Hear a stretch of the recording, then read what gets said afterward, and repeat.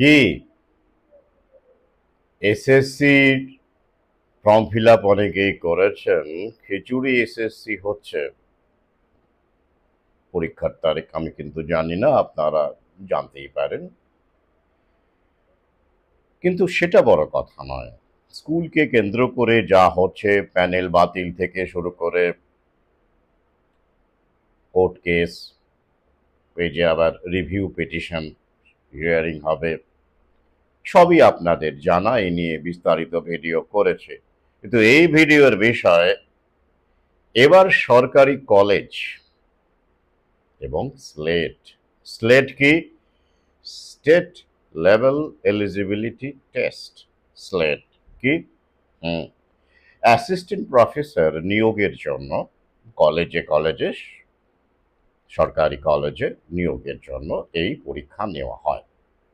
সেই পরীক্ষার তারিখও ঘোষণা করা হলো। কবে? 14ই ডিসেম্বর, সম্ভবত 14ই ডিসেম্বর 2025। কবে থেকে অ্যাপ্লিকেশন নেওয়া হচ্ছে? শুরু হয়ে গেছে 1 আগস্ট থেকে 31শে আগস্ট, এইরকম সময় পর্যন্ত আবেদন করা যাবে অধ্যাপনা পদের জন্য, এবং পরীক্ষা হবে 14ই ডিসেম্বর 2025। কি সুন্দর না? সব সাজানো গোছানো মনে হচ্ছে না সব? এই তো আবার এসএসসি হচ্ছে, মধ্যবিত্তের ছেলেমেয়েরা, শিক্ষিত শ্রেণী, তাদের জন্য আবার শিক্ষক হওয়ার পথ খুলে যাচ্ছে। আবার একই সঙ্গে কলেজে অধ্যাপনার যে পরীক্ষা, তার তারিখও ঘোষণা হয়ে গেল। কত সুন্দর! সবই তো আগের মতোই চলছে। তবে স্যার, আপনি কেন এমন ভয় দেখান বলুন তো? সবসময় ভয় দেখান, সবই তো আগের মতো হয়ে যাচ্ছে। কি সুন্দর না? আপনি এরকম নেতিবাচক কথা, নিউ ওয়ার্ল্ড অর্ডারের কথা এসব বলা বন্ধ করুন। এগুলো বন্ধ করলে আমরা শান্তি পাই, আমাদের একটু নিশ্চিন্ত মনে আমার আগের মতো জীবনযাপন করতে পারি। তাই বেশ, পুরো ভিডিওটা শুনুন, তারপরে যদি আমার এই সব কথাবার্তাকে অযৌক্তিক মনে হয়, ফেলে দেবেন, আনসাবস্ক্রাইব করে দেবেন, ছেড়ে চলে যাবেন। কিন্তু আগে শুনুন তো। আচ্ছা, কলেজে শিক্ষক নিয়োগের জন্য, অধ্যাপক নিয়োগের জন্য স্লেট হচ্ছে, বেশ ভালো কথা। বেশ, তো অধ্যাপক, তাদের তো নিশ্চয়ই মাইনে দেওয়া হবে। সরকারি কলেজে যারা নিযুক্ত হবেন, তাই তো? মাইনে তো দেওয়াই হবে, দিতেই হবে। এমনি এমনি কাজ করবেন নাকি? বেশ, তো মাইনে কখন দেওয়া হবে? যদি তারা কাজ করেন মানে পড়ান। এমনি ঘরে বসে তো মাইনে দেওয়া হবে না, সম্ভব নয়, তাই তো? দেবে কি? দেবে না। বড় জোর ভাতা হতে পারে 2-1 হাজার টাকা, সেটা অন্য গল্প। তো তাহলে ক্লাস নিতে হবে, মোদ্দা কথা ক্লাস নিতে হবে, কলেজে পড়াতে হবে, এবং পড়িয়ে ক্লাস নিয়ে তারা মাইনে পাবেন। আসুন এবার এটা দেখে নিই, তাদের ক্লাস নেওয়ার পরিস্থিতি আছে কি না, শুনলেই বুঝতে পারবেন। তাই এই ভিডিওর বিষয় এবার সরকারি কলেজ এবং স্লেট। শোনা যাক। আচ্ছা, আপনারা জানেন যে মে মাসে, বহুদিন হয়ে গেল, মে মাসে হায়ার সেকেন্ডারি পরীক্ষার রেজাল্ট বেরিয়েছে, তাই তো? কত পাশ করেছে? 4,30,000 মতো পাশ করেছে। বেশ, তাদের কি ভর্তি হয়েছে? মানে কলেজে তো ভর্তি হতে হবে, তারপরে তো অধ্যাপকরা ক্লাস নেবেন। না, ভর্তি হয়নি কেউ। ভর্তির প্রক্রিয়া শুরুই হয়নি, আমি যদ্দূর এখনো পর্যন্ত, যদ্দূর আমি জানি, শুরু হয়নি। তাহলে কি হয়েছে? ওই যে একটা ইউনিফাইড পোর্টাল হয়েছে, সেখানে অনলাইন অ্যাপ্লিকেশন করা যাবে। সেখানে কতজন অ্যাপ্লিকেশন করেছেন এখনো পর্যন্ত? আমি যদ্দূর জানি ওই 3,86,000 বা এইরকম সংখ্যায়, 86 বা 36 একটা কিছু হবে, মানে 3 লক্ষেরও বেশি সংখ্যা অ্যাপ্লাই করেছে। বেশ, সেটা দেখে নেবেন, লিঙ্ক দিয়ে দেব ইউটিউবেই লিঙ্ক দিয়ে দেবো, ডেসক্রিপশনেও লিঙ্ক থাকবে। কিন্তু অ্যাডমিশনটা হচ্ছে না, শুধু কি হচ্ছে, রেজিস্ট্রেশন, অনলাইন রেজিস্ট্রেশনের তারিখটা বাড়ানো হচ্ছে, ডেডলাইনটা এক্সটেন্ড করা হচ্ছে। এই যেমন ধরুন বাড়তে বাড়তে বাড়তে বাড়তে শেষ পর্যন্ত কি হয়েছে, 30শে জুলাই পর্যন্ত।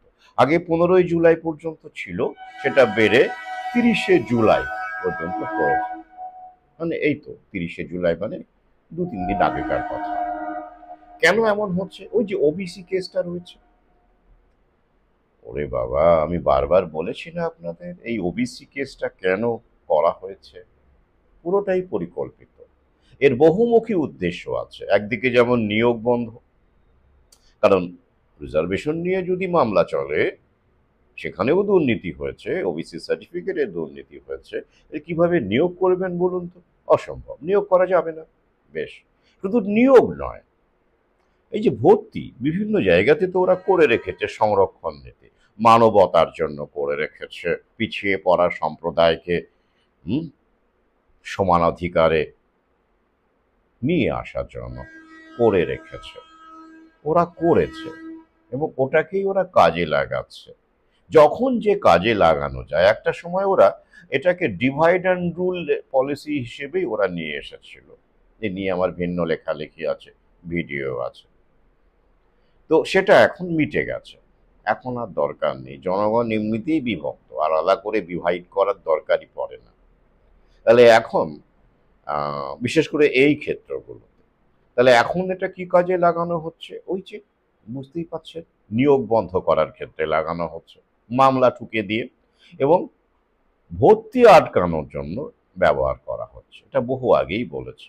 তো এই কারণেই ভর্তি করা যাচ্ছে না, তাই ডেট এক্সটেন্ড হচ্ছে, কিন্তু ভর্তিটা করা যাচ্ছে না। বেশ, এবার ধরুন ভর্তির প্রক্রিয়া শুরু হয়ে গেল, এই যে এখন সব আস্তে আস্তে নাকি সব হয়ে যাবে, আদালত জানিয়ে দিয়েছে, আর কোনো বাধা টাধা থাকবে না, জয়েন্টের ফলাফলটাও বেরিয়ে যাবে। তো যাই হোক, এই সমস্ত কিছু হয়ে যাবে ঠিকঠাক করে এবং হবে। বেশ, এবার ধরুন হয়ে গেল, সব ঠিকঠাক হয়ে গেল, তো কতজন ভর্তি হবে? অনলাইন রেজিস্ট্রেশন করেছে 3 লাখ সামথিং, ধরলাম তারা সবাই ভর্তি হয়ে গেল। আচ্ছা, ঠিক আছে, শুধু তারাই নয়, ধরলাম যে এইচএস যারা পাশ করেছে 4,30,000, সবাই কলেজে ভর্তি হলো, সবাই ভর্তি হলো। কেউ ড্রপ আউট হলো না, কেউ ছেড়ে গেল না, কেউ ভিন রাজ্যে কাজে গেল না, সবাই কলেজে পড়াশোনা করবে ঠিক করে নিল, করে উচ্চশিক্ষার জন্য সবাই কলেজে ভর্তি হলো। 4,30,000। তাতে করে কি সব কলেজ টিকবে? তাতে করেও কি নতুন অধ্যাপক নিয়োগের প্রয়োজন পড়বে? অ্যাসিস্ট্যান্ট প্রফেসর স্লেটের মাধ্যমে? পড়বে না। কেন? কত সিট আছে বলুন তো আমাদের রাজ্যে এখন? বলুন, কলেজগুলোতে আন্ডার গ্র্যাজুয়েট লেভেলে, ইউজি লেভেলে কত সিট আছে যেখানে এই এইচএস পাস করা ছেলেমেয়েরা ভর্তি হয়? 9,48,000 সিট আছে। 9,48,000, তাই তো? আচ্ছা, এবার যদি হাই স্কুল, মানে যারা হায়ার সেকেন্ডারি পাস করেছে, তারা যদি সবাই ভর্তি হয় 4,30,000, এরকম একটা সংখ্যা, তাহলেও কত? 4,30,000 ডবল কত হয়? 8,60,000, তারও বেশি ইউজি সিট আছে, 9,48,000। তাহলে বলুন দেখি, তো 4,30,000ও যদি ভর্তি হয়ে যায় সবাই, সবাই তো হবে না বলাই বাহুল্য, রেজিস্ট্রেশন যারা করেছে তাদেরও সবার হবে না, কারণ ওই যে দেরি হচ্ছে। আর ওরাও, সরকারও বুঝিয়ে দিয়েছে শিক্ষাক্ষেত্রে যা হচ্ছে, পড়াশোনা করে যে খুব কিছু আর লাভ হবে না, তার চাইতে ইউটিউব ভিডিও করে 2 পয়সা কামানো যেতে পারে যদি সাবস্ক্রাইবার বাড়ানো যায়, সেটাও ঠারে ঠারে মিডিয়া বুঝিয়ে দিয়েছে, 4-5টা বুঝিয়ে দিয়েছে। দাদা দিদির ক্যারিয়ার যা ধর্ণা দিয়ে বসে আছে চাকরির আশায়, তাদের তাদের যে আর্থিক মুখাবয়ব, জীবনযাপন সেটাও তাদেরকে বুঝিয়ে দিয়েছে। তাই ভর্তি হবে না। তাহলে হয়তো দেখা গেল তার থেকে 2 লাখ ভর্তি হলো বা 2.5 লাখ ভর্তি হলো। তাহলে তা কি অবস্থা দাঁড়াবে? 9,48,000 সিটের কতগুলো সিট ভর্তি হবে? আমার যেটা ধারণা, 6 লক্ষ সিট কমপক্ষে, কমপক্ষে বেশিও হতে পারে, 6 লক্ষ সিট ফাঁকা থেকে যাবে। তাহলে সেই কলেজগুলো বন্ধ হয়ে যাবে। যেমন করে স্কুল উঠে গেছে, উঠে যাচ্ছে, ইতিমধ্যে আপনারা জানেন তালিকা বহুবার আমি ফেসবুকে দিয়েছি, আপনারাও শেয়ার করেছেন। ঠিক তেমন করেই কলেজগুলো উঠে যাওয়া শুরু করবে। কেন? ছাত্রের অভাবে। ছাত্র কেন আসবে না? আসবে না সেটাও তো পরিষ্কার এতক্ষণ ধরে আপনারা বলছেন, যেটা নিয়েও বহুবার বলেছি। ওদের প্রয়োজন ফুরিয়ে গেছে এই কোর্সগুলো, এগুলো বস্তা পচা কোর্স যে কলেজগুলোতে চলছে, সেই সব কোর্স করে পড়াশোনা করে তাদের ছেলে মেয়েদের মানে পয়সা নষ্ট, সরকারের সাবসিডি নষ্ট, কারণ এগুলো সরকারি কলেজ, শিক্ষকদের মাইনে সরকারকে দিতে হয়। তো সেই জায়গা থেকে ওরা এখন ছেঁটে ফেলতে চাইছে, বোঝা নামাতে চাইছে। ওদের কাজ মিটে গেছে তো এতদিন ধরে। এটা এখন নতুন টেকনোলজি এসেছে, এআই এসেছে, নতুন নতুন বিষয় এসেছে, নতুন নতুন সাবজেক্ট এসেছে, তাই আর দরকার নেই।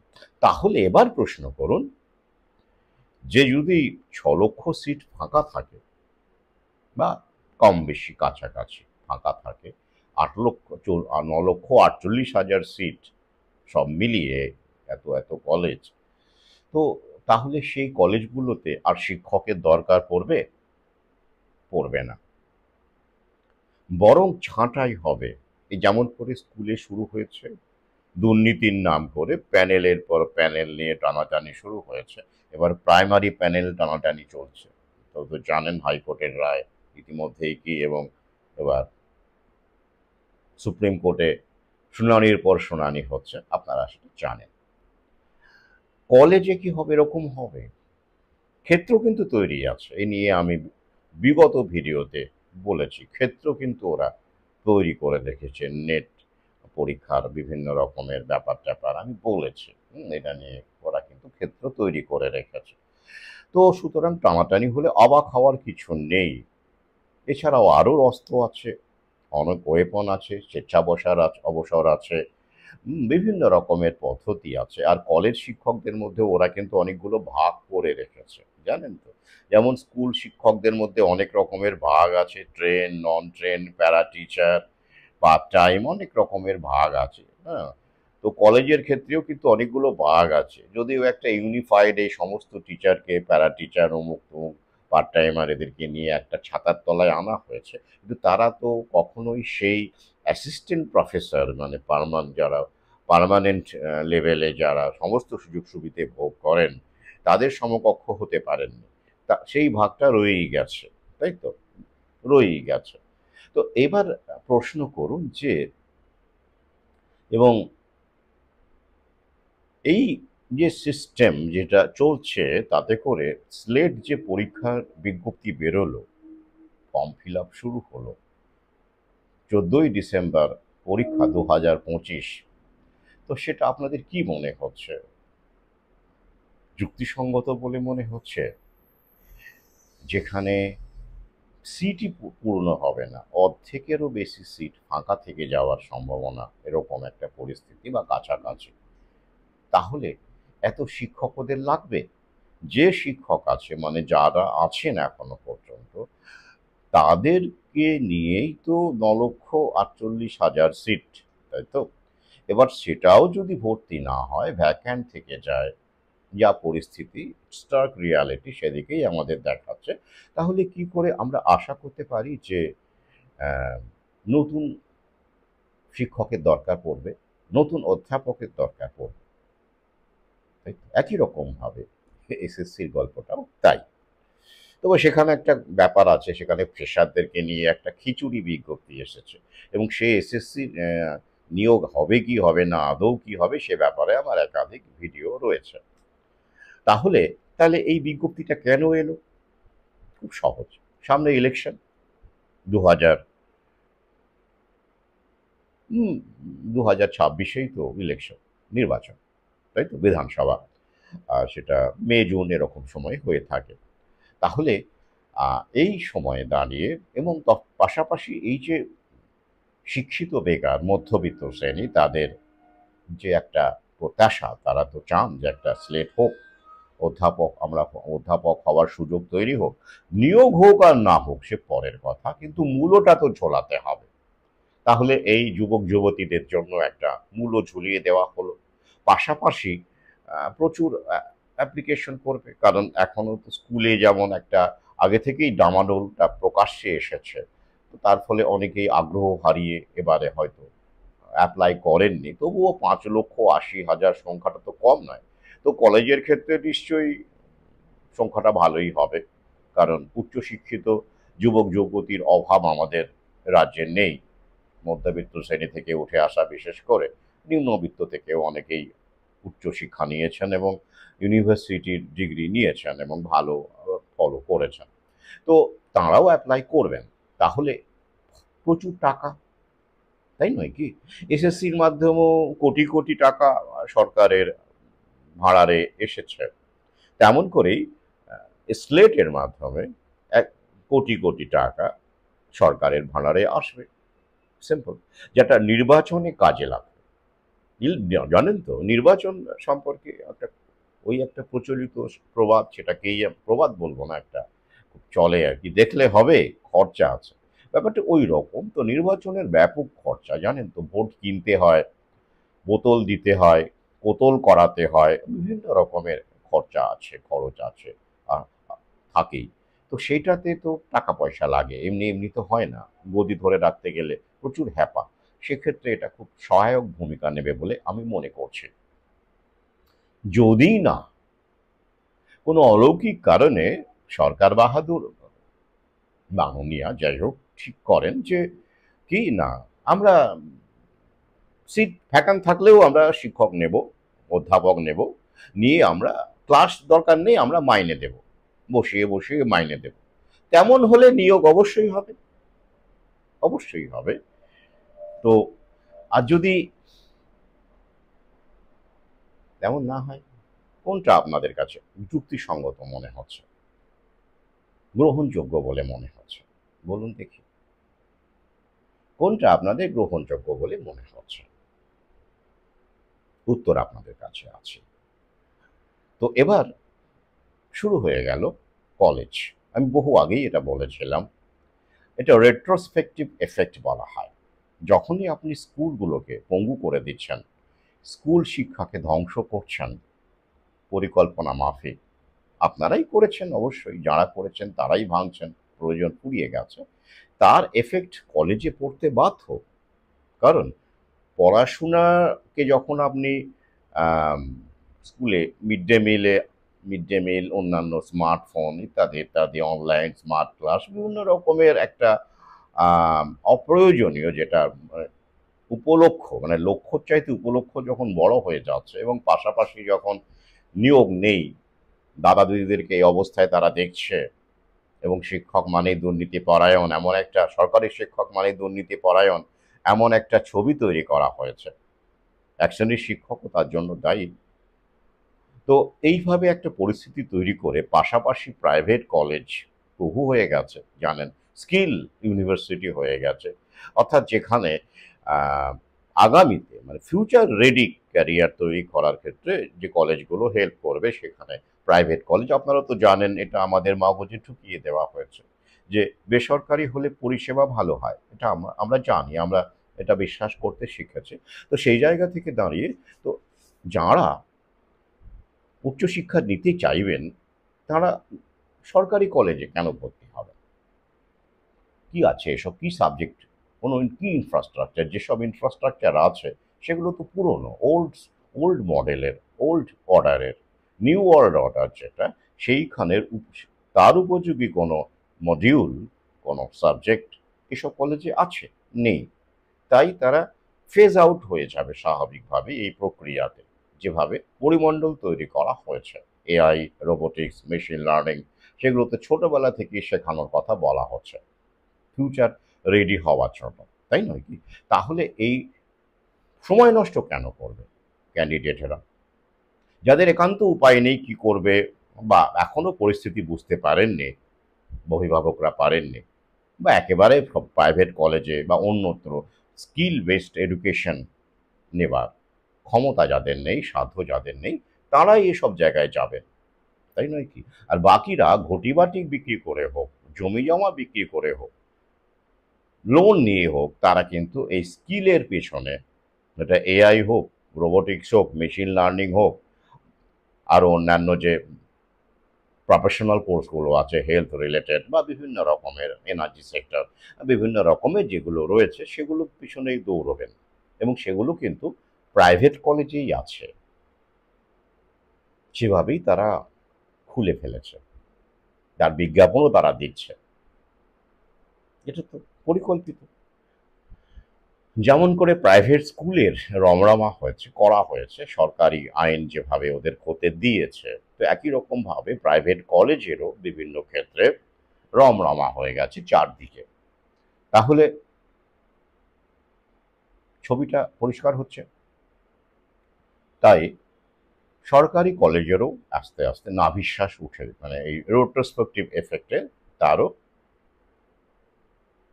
পতনের সময় সুনিশ্চিত হয়ে গেল। কিছু কলেজ, প্রিমিয়ার কলেজ যেগুলো ব্র্যান্ড নাম আছে বা কিছু আছে, তারা হয়তো টিকে থাকবে, তবুও বড় বড় তথাকথিত কলেজ যেগুলো, তাদের অবস্থাও ভালো না ভেতর থেকে যা খোঁজ খবর পাচ্ছি।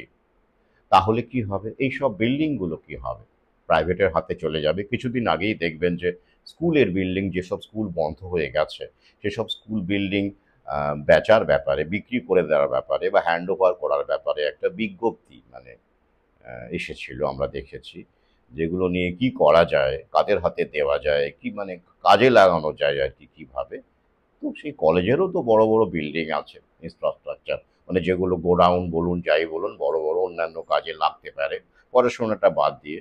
তো সেগুলো ভাবনা চিন্তা ওরা অলরেডি করেই রেখেছে, বা আগামীতে যেগুলো হয়নি করবে। তো তাহলে এই পরিপ্রেক্ষিতে যারা স্লেট পরীক্ষার জন্য ভাবছেন, মানে বসবেন, তাদের প্রতি আমার কি বার্তা হতে পারে? ওই একই বার্তা, নিষ্কাম কর্ম করুন। কি করবেন? যাদের একেবারে কিছু করার নেই, যারা এটা নিয়েই স্বপ্ন দেখেছেন, অন্য কোনো স্কিল নেই, অন্য কিছু করার সিচুয়েশনও নেই, চারদিকে যা ভয়ঙ্কর অবস্থা, তারা তো স্বাভাবিক, এটা এক ধরনের আত্মপ্রবঞ্চনা। তারা স্লেট পরীক্ষায় বসবেন, অধ্যাপক হওয়ার স্বপ্ন দেখবেন, ঠিক আছে। কিন্তু ওই যে বললাম, অত্যধিক আশা করবেন না। কারণ ইলেকশনের পরেই, বিধানসভা ইলেকশনের পরেই দেখবেন আমাদের রাজ্যে, দেশে তো চলছেই, রাজ্য দেশ যুগপৎ, আরও অনেক খেলা আমাদের দেখতে হবে। মানসিক শক্তি রাখুন, মনে জোর রাখুন। তাই আপনি যদি এই স্লেটে আপনার হয়ে যাবে এরকম একটা স্বপ্ন নিয়ে দুর্দান্ত পড়াশোনা করলেন এবং খুব ভালো প্রিপারেশন নিয়ে পরীক্ষা দিলেন, তারপরে যখন হলো না, নিয়োগই হলো না, কোথায় কিভাবে হবে নিজেকে প্রশ্ন করুন। এই পরিস্থিতি তো চলছে। তখন আপনি যাতে সুইসাইড না করেন, অবসাদে না ভোগেন, ডিপ্রেশনে না ভোগেন, তার জন্যই এই সতর্কবার্তা। আপনাদের ভয় দেখানো নয়, নেতিবাচক কথা বলার জন্য নয়, বোঝাতে পেরেছি? মানসিক প্রস্তুত দেওয়ার জন্য। বেঁচে থাকতে হবে, লড়াই করতে হবে, নতুন নতুন পথ খুঁজে নিতে হবে। প্রচলিত পথ যেগুলো ওরা তৈরি করেছিল মধ্যবিত্তের জন্য বিশেষ করে, সেগুলো বন্ধ হয়ে যাচ্ছে, এবং বাকি যেগুলো আছে সেগুলোও বন্ধ হয়ে যাবে আপনার জন্য, যদি না আপনার কাছে পর্যাপ্ত টাকা থাকে। ফেলো করি মাখো তেলের যে স্লোগান, তার মধ্যে আপনি সামিল হতে না পারেন। আর তাতে করেও যে আপনি সামিল হওয়ার পরেও যে আপনার সন্তানের ক্যারিয়ারটা এনশিওর করা যাবে, তাও কিন্তু জোর দিয়ে বলা যাচ্ছে না। হুম, তাও বলা যাচ্ছে না, কিন্তু অন্তত কিছুটা এগোতে পারেন। মনে জোর থাকে, অনেক টাকা থাকলে, অর্থ থাকলে একটা মনে জোর থাকে, তাই নয় কি? যে হ্যাঁ, আমার টাকা আছে, হয়ে যাবে। তো নেতিবাচক কথা নয়, এটা এটা রিয়ালিস্টিক অবজারভেশন। আমি যখন করোনা ভ্যাকসিন নিয়ে সতর্ক করেছিলাম, লকডাউনের বিরুদ্ধে আওয়াজ তুলেছিলাম, এখনো যেমন অনেক লোকজন আমাকে দেখবেন কমেন্টে এসে উন্মাদ, পাগল, বিভিন্ন রকমের কথাবার্তা বলে যাচ্ছে। তো তারা আমাকে তখন চিনতেন না, বা তারা বর্তমানে তারা এখনো বুঝতে পারেননি। একদিন তারাও বুঝতে পারবেন যে আগাম কথাবার্তা বলি বলে এই ব্যাপারগুলো হয়। আগে বলে দিই। তো তখন বলেছিলাম যে এইটা নেবেন না, নেবেন না। বিপদ হতে পারে। নিলে জেনে বুঝে নিন। জেনে বুঝে নিন, ফ্যাক্ট শিট পড়ে নিন। আমি কিন্তু নিচ্ছি না। এটা নিয়ে বলে আমি বহুবার সরব হয়েছি। আমার ১ম ইউটিউব চ্যানেল ওরা উড়িয়ে দিয়েছে। ফেসবুক বন্ধ করে দিয়েছে, আবার প্রোফাইল খুলেছি, আবার বন্ধ করেছে, আবার প্রোফাইল খুলেছি, আবার বন্ধ করেছে। তো তখন আমাকে তো এই নেতিবাচক কথা সবসময়, উন্নয়নের বিরুদ্ধে, ডেভেলপমেন্টের বিরুদ্ধে, আপনি প্রোগ্রেসের বিরুদ্ধে, এসব কথা তো ওরা বলেছে কমেন্টে। তাদের মধ্যে অনেকেই এখন চলে গেছে হার্ট অ্যাটাক অথবা ব্রেন স্ট্রোকে। এটা বাস্তব। তো তখন যাদের কাছে মনে হয়েছিল আমি ভুলভাল বকছি, নেতিবাচক কথা বলছি, তারা এখন মিলিয়ে দেখছেন যে না, আমি ঠিকই বলেছিলাম। তো আমরা ঠিকই বলেছিলাম। আমার সঙ্গে তখন যে সহযোদ্ধা শামিল হয়েছিলেন, তাদের লড়াইকে কুর্নিশ জানাই। তাদের কারো কারো ভিডিও আমি ইউটিউবে রেখেছি, ইন্টারভিউ। এছাড়াও অনেক মানুষ আছেন, সবার অনেক মানুষ যারা আমাদের সংখ্যা বাড়ছে, তাদের তারা আমার পাশে আছেন। আমরা লড়াই চালাচ্ছি বিভিন্নভাবে। আমি তাদের কাছে ঋণী এবং আজীবন ঋণী থাকব। কিন্তু ১ম দিকে তো ছবিটা এমন ছিল না। তো একই রকম এই ক্ষেত্রেও ব্যাপারটা বোঝার চেষ্টা করুন। তাই অনুগ্রহ করে ব্যক্তিগত আক্রমণ, গালিগালাজ করবেন না। স্লেট দিলে দিন, এসএসসি দিলে দিন, কিন্তু মানসিক প্রস্তুতিটা রাখুন, যাতে করে আপনি ভেঙে না পড়েন। আমাকে গালিগালাজ দিলে নিয়োগ হবে না। যেটা হওয়ার ওরা ঠিক করেই রেখেছে। সরকারি ক্ষেত্রকে ওরা তুলে দেবে, রুট আউট করবে, এবং বাকি যতটুকু থাকবে সেটা প্রাইভেটের হাতে তুলে দেবে, ঝাঁ ঝকঝকে করে দিয়ে। যেখানে সাধারণ মানুষের ছেলেমেয়েরা শুধু ভ্যাকসিন নেওয়ার জন্যই যাবে আর কি, এবং অন্যান্য সব ক্যারিয়ার তৈরি হবে না। ক্যারিয়ার তৈরি করতে গেলে ওই প্রাইভেটেই যেতে হবে আপনাদের। সে ব্যবস্থা ওরা করেই ফেলেছে। তো সেই জায়গা থেকে দাঁড়িয়ে অন্তত এগুলো বোঝার চেষ্টা করুন এবং সতর্ক থাকুন এবং সতর্ক হন। তাই এটাকে নেতিবাচক পর্যবেক্ষণ না ভেবে সতর্কতা ভাবুন। আপনি সেইভাবে ক্যারিয়ারকে তৈরি করুন। আজ এই পর্যন্তই। আবার দেখা হবে। ভালো থাকুন। সম্ভব হলে, ইচ্ছে হলে সঙ্গে থাকুন।